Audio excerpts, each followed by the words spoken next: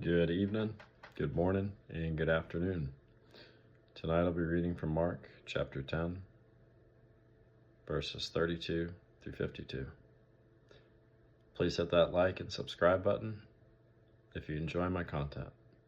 Thank you.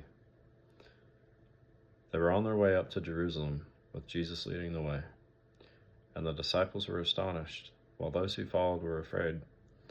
Again, he took the 12 aside and told them what was going to happen to him.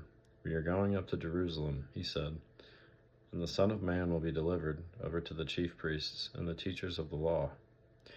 They will condemn him to death and will hand him over to the Gentiles, who will mock him and spit on him, flog him, and kill him.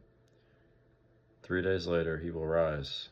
Then James and John, the sons of Zebedee, came to him. "Teacher," they said, "we want you to do for us whatever we ask."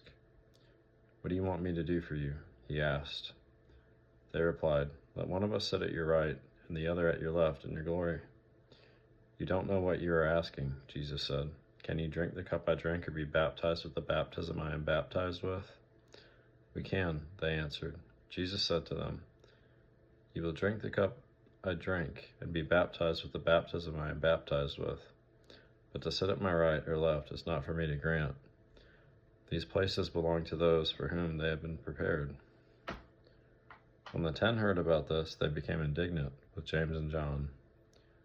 Jesus called them together and said, "You know that those who are regarded as rulers of the Gentiles lord it over them, and their high officials exercise authority over them? Not so with you.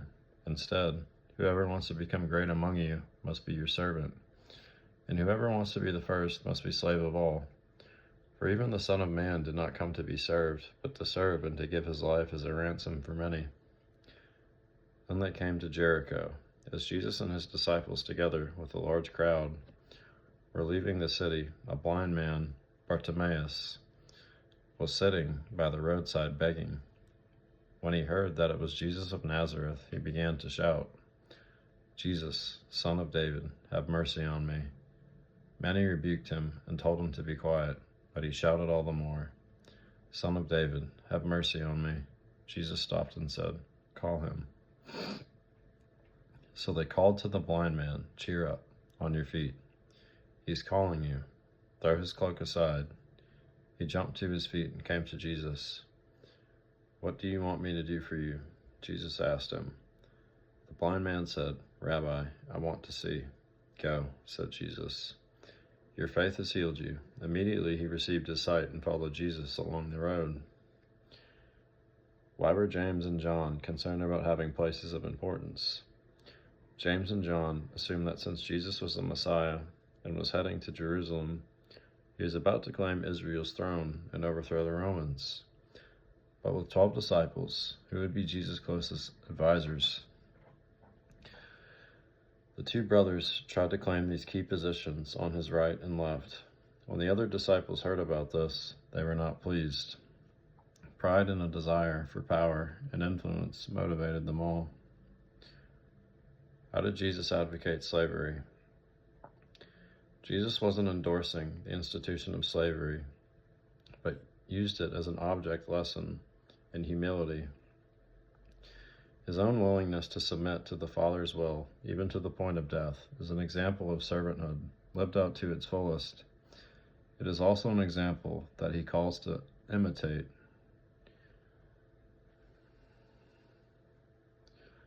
Why do Mark and Luke mention one man while Matthew mentions 2? By saying Jesus healed a blind man, Mark and Luke were not insisting that Jesus healed only one. It's likely they just focused their accounts on the one blind man. It was the more prominent of the 2. Why did the blind man call Jesus the Son of David? God promised King David that one of his descendants would reign forever on his throne, and Son of David became a title for the Messiah. Some Jewish traditions portray this Son of David as a powerful healer and exorcist, and this may be why the blind man used the title. It is ironic that a man without physical sight was able to see things that others had missed.